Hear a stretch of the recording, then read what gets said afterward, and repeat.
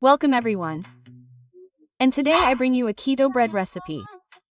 It's high in protein and fiber and, above all, low in carbohydrates. Do you want to know how to make these baguette-style breads? Come with me and I'll tell you. And let's get started with the recipe for these baguettes, or whatever you want to call them.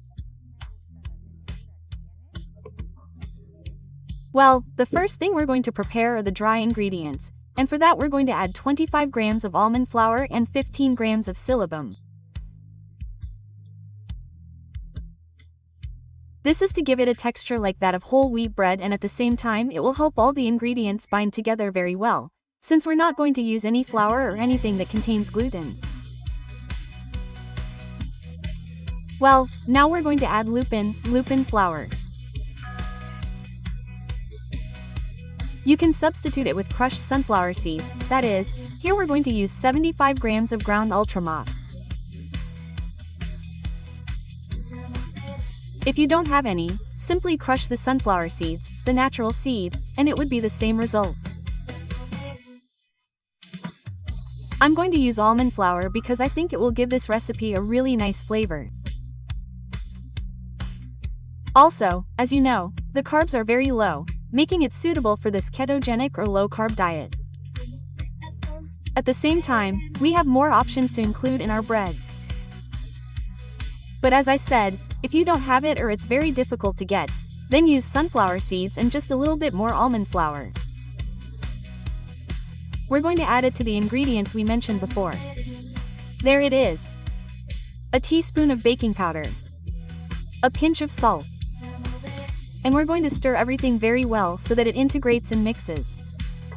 There it is. Remove any lumps that may form.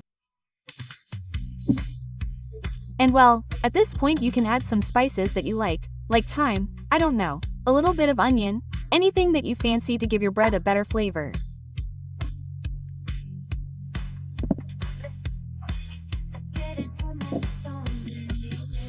We're going to add 3 eggs at room temperature, 2 tablespoons of oil. 1 and 2. You can also use melted butter or a little bit of coconut oil. And we're going to stir it a little bit to mix these 2 ingredients. And now we're going to get the dry ingredients and add the eggs in the oil. Here it is. We mix with a spatula. We still have some liquids to add to the dough, okay? But anyway, we're going to mix it a little bit like this. With a spatula. You can see that a little dough is forming, but we still have to add a little bit of hot water, not boiling, just hot. We're going to start by adding about 100 milliliters. Little by little. A little more. Let's see. Stir. And we're also going to add a little bit of apple cider vinegar, a teaspoon. There it is. Stir everything well, until it's integrated. Remember to preheat your oven to 180 degrees. Okay, it's starting to thicken. Now we're going to let it rest for a little bit, for about 5 or 10 minutes.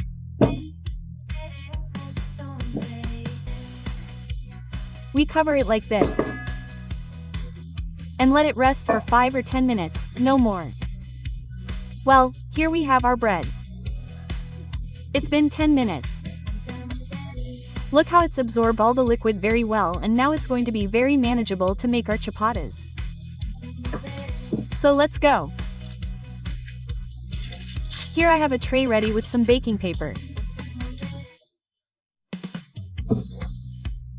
And we're going to do, well, I think with this amount that we have here, we're going to cut it into 4 to make all the ciabattas as similar as possible with the same amount, so that they're uniform. The same size, I mean. So let's make the shape.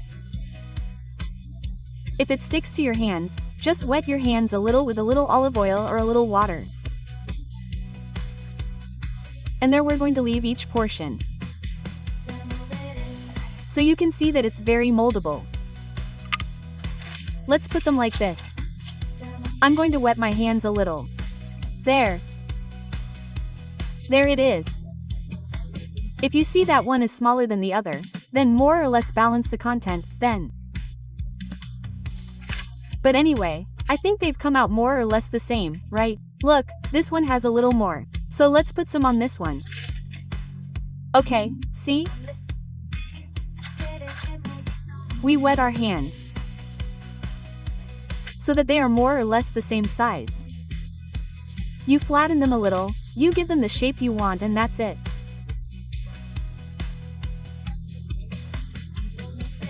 And now I'm going to put a little bit of seeds on top.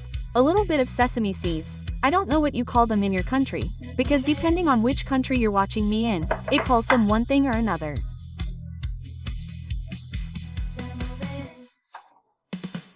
So we're going to put a little bit on all of them and a little bit of chia.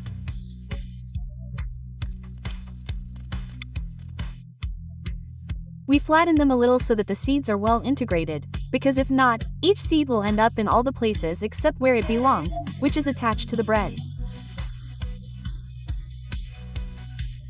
Optionally, you can make some indentations, I don't know, like this for example. There it looks like a baguette. They are baguette-type ciabattas. And now we're going to put it in the oven preheated to 180, and then I'll tell you how long it took me. And here we have them. They've been at 180 for exactly 20 minutes. Now we're going to let them cool completely, and then we're going to try this delight. I'm going to put them on a rack, but yes, let them cool down, let them warm up a bit, then put them on a rack and let them finish cooling completely. Okay, let's open one. It's completely cooled now. Let's see, wow. Let's see. I like the texture it has. Now I'm going to put some cream cheese on it. I'm going to try how delicious this delight is. Okay, here it is. Let's grab a little piece. And look, you know what? I also want to put on some of the sobrasada patio that we made a few days ago, which is this one I have here. If you want to watch the video, you can find it on the channel. It's a sweet potato sobrasada. Well, they call it sobrasada here, but it's a type of pâté that I think will be delicious with this combination. So let's try this delight. I'll try it both with this combination and on its own to see what flavor and texture it has so that I can convey it better. Stir. And let's get to the most anticipated moment. Let's see how it goes.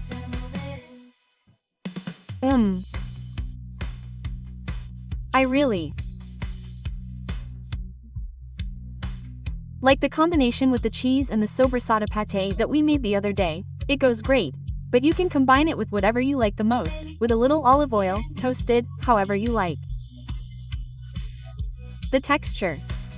Let's see the texture, but this time I'm going to try it without anything, just like that. Let's see how it goes so that I can really convey the flavor of this special flour. I like it a lot.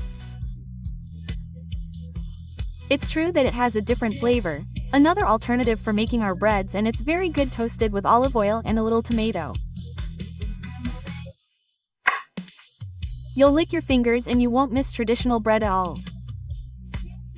And at this point in the video, I'm going to ask you to please, if you like the recipe, give it a like, subscribe if you haven't already, and hit the bell so that YouTube will notify you every time I'm here. Watch this video, and this way, these types of healthy recipes will reach many more people so that they can take care of themselves just like you do. And you know, if you want to support the channel a little more, you have the option of becoming a member, where for less than 1 or 20 Mexican pesos you'll have access to my personal WhatsApp, exclusive videos, and the questions you send me, so you'll have more personalized attention. Take good care of yourself. See you later. Homer, follow our diet and get moving.